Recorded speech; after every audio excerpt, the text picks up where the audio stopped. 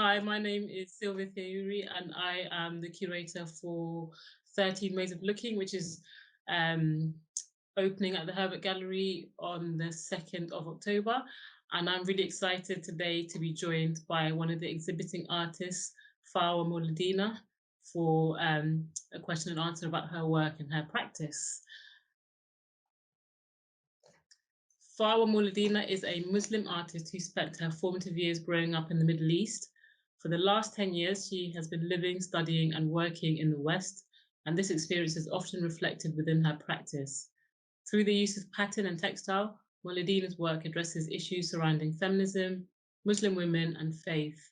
Most recently, she has been concerned with reappropriating and reclaiming Orientalist imagery of Muslim women, through which she hopes to unveil the voyeuristic tradition of Western male painters, whilst inviting viewers to question Orientalist stereotypes and its prevalence in current society. Through her work, Moledina aims to create more nuanced debate regarding female Muslim identity within the world of contemporary art. Fantastic, it's really great to have you, Farwa. So I'm gonna make a start with my questions. My first question for you. So what was the last exhibition you went to, Farwa? I went to see The End of Fun by Christoph Quintera at Icon recently. The first exhibition I've been to since we've been out of lockdown. It felt it's very apocalyptic, very dystopian, so it felt very apt for the time we're in. It was really nice actually to go to a gallery after so long and just see some work and talk to people. I think sometimes it's easy to take these things for granted and sort of not realize how important they are, um, especially as, a person who has a practice. Um, it's nice to sort of go out and be inspired again and, see some work that I might not normally research for myself, I guess. Felt strange, but also really nice. I think it's probably that experience of going to see artwork in physically in the gallery space. I think, like you said, after having been at home and kind of locked down for so long, it might allow people to see art through a different lens, maybe appreciate it in a new way, or and I think, like you said, sounds like the exhibition you went to maybe resonated in a way that it might not have before. Yeah, I would say. Yeah. The erasure of Muslim women in history is a key element for you. Can you tell us more about this focus, which we can see in Thawra? Yeah. I find that unfortunately, there's often only one view that is portrayed of Muslim women by the media, by history, and it's clear to those who have a knowledge of the histories of Muslim women that there are so many incredible, brave, revolutionary Muslim women throughout history who have been forgotten, and so many contemporary figures or symbols of female Muslim leadership that continue to go unnoticed. I'm also interested in how social media perpetuates this erasure and whilst recording history with viral content often staying within echo chambers and specific communities. And so in my work, I like to address these issues and, make them obvious, I guess. And do you see this as being an area that you will continue to work as your practice progresses? I think Or so. yeah, Yeah, I think so. yeah. And in relation to the process of creating the work, so Thawra, which is being exhibited as part of 13 Ways of Looking. Can you talk us through about the process of creating that work specifically? Yeah, I wanted to continue working with textiles for this piece for a number of reasons. Textile has evolved from being a traditionally sort of utilitarian craft concerned with the domestic to being almost reclaimed by women artists to sort of, I guess, re-establish it as an art form within a patriarchal narrative. And I've also always been interested in these traditional crafts. I was taught how to crochet by my aunt and my cousin when I was about 10 years old. I'd use traditional weaving techniques a lot as a child to make little bracelets. I even had a small pink table loom. I taught myself to knit. So this sort of form of making, um, also in the context of Coventry's history of ribbon weaving, um, I thought was really appropriate. It's been such a part of myself and my identity. So I felt I wanted to create these sort of contemporary reflections of traditional practices. The use of modern techniques, I think, allows for a more contextual textile. So the inclusion of fabric within the patterns and different elements compared to if I was working purely with yarn. Also, I'm not skilled enough to weave, um, something so precise and detailed. Um, so working in this way is more effective, I think, for me. The repetition involved in working with yarn is then translated into working digitally when I create my patterns because it takes many sort of versions and repeated designs to make them and allows for a bridge between traditional techniques and my contemporary response. As for the theme and the outcome, the theme of this exhibition was decentering, and I wanted to respond by decentering the narrative of the white male achievements that can often be found in museum and galleries. Sometimes in the form of tapestries, which is what I was interested in, and centre the many forgotten achievements of Muslim women instead. So the title of the work, Thawra, means revolution and is a term and concept that gained momentum during the protests of the Arab Spring. The work is comprised of a pattern woven through columns of gold thread. So essentially, I made a large homemade loom that's a bit wonky and put some strands of gold thread to it. It features an unwoven outline of Ala Salah, who is one of many Sudanese women leading protests against the government in April 2019. This image of Ala Salah was taken by Lana Haroun and went viral on social media in 2019, but I found it was largely within Muslim communities with specific echo chambers, which is why I'm interested in how social media perpetuates this erasure. Um, and since then, Salah has become such a prominent contemporary figure of Muslim female leadership, um, but is not recognized by the masses, I guess. The pattern woven within the work includes 6 other revolutionary Muslim women, um, including Asma Jahangir, Dr. Hawa Abdi, Fatima Ahmed Ibrahim, a tile from the Fatima Al Fihri Al Qarawiyyin University, and the shrine of Sayyidah Zainab bint Ali. The work centers around the theme of female Muslim empowerment.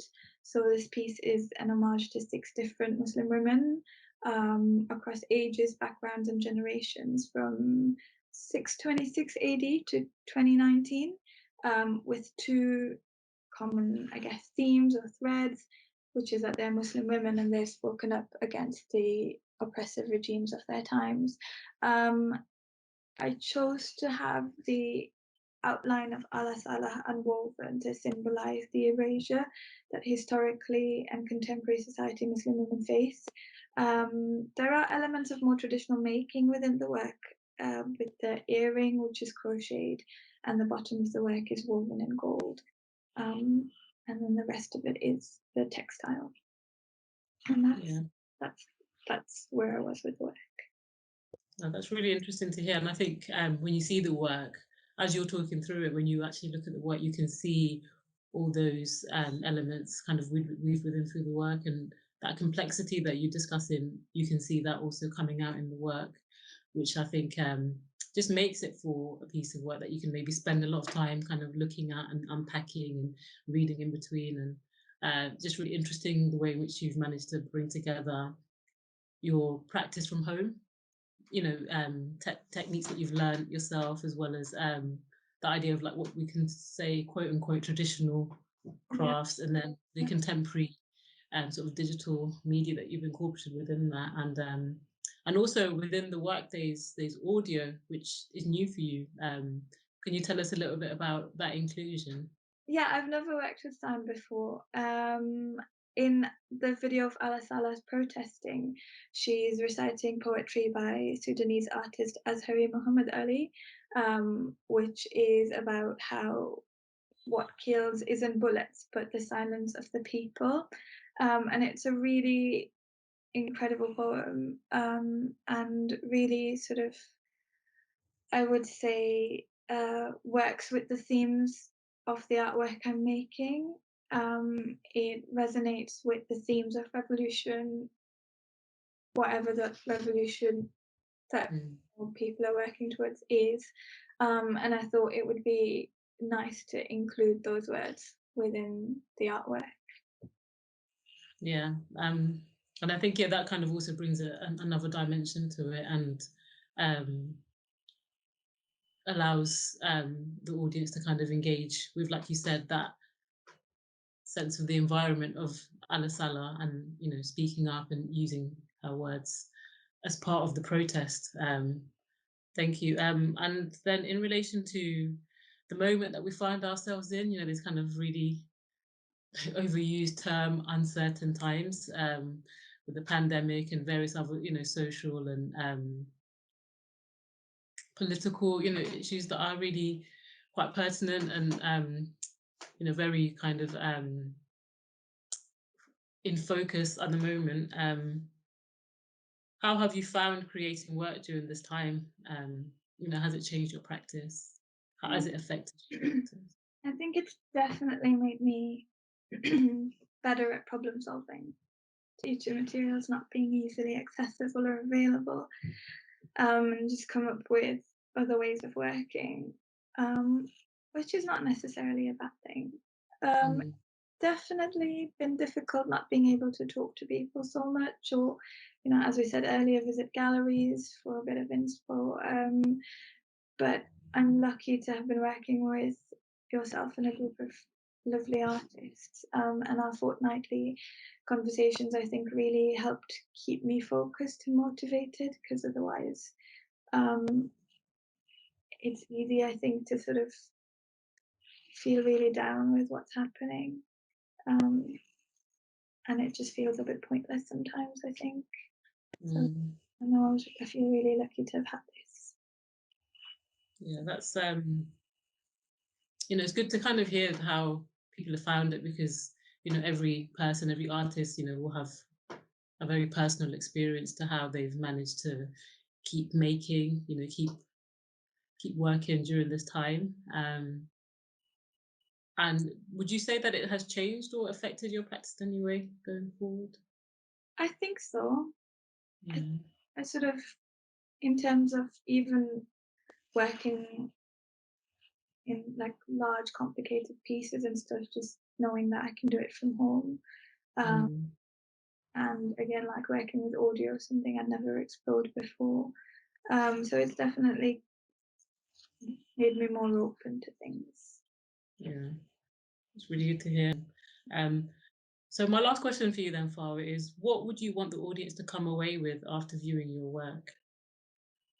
Through my work, I want to create conversation around the complex and nuanced identities and histories of Muslim women, and I want people to um, reflect and consider this. The thread that ties these women together is their faith and their refusal to be silent, and activism that is born out of their religious conviction. Um, Religion is so often vilified as a tool of oppression for Muslim women, and in the hands of men, it has been throughout history. So it's fascinating and inspiring to see how, with their agency, faith is a source of liberation for these women. So I hope this piece showcases the emancipatory and empowering impact of faith. But it's important to say that I'm not trying to shoehorn anyone. there is no fixed indicator of identity, religiosity, that defines being Muslim. They all have intersecting identities beyond being Muslim. For example, not all of them wear the hijab. Three of the women are black women. So, added onto the discrimination faced by Muslim women, they are further vulnerable to misogyny. So, their faith really is the common identifier within these six women that I've portrayed in the work. And yet, its power to affect change is enormous. Um, Mhm. so, my hope is that this piece invites viewers to confront their biases, conscious or unconscious, that perceives Muslim women through a monolithic lens, and as passive, oppressed subjects.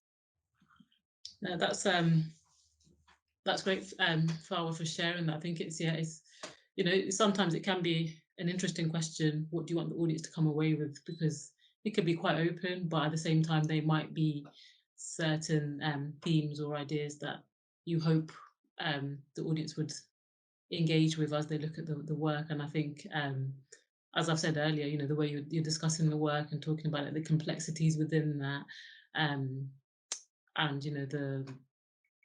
the the theories and the ideas that you're unpacking and looking at within the work, I think you've kind of elaborated on in a way in which I think there's a lot for the audience to come away with, and perhaps a piece of work that you might want to come back to a few times, um, which I think is really interesting to be able to leave that with an audience. So yeah, thank you so much for your time today, Farwa.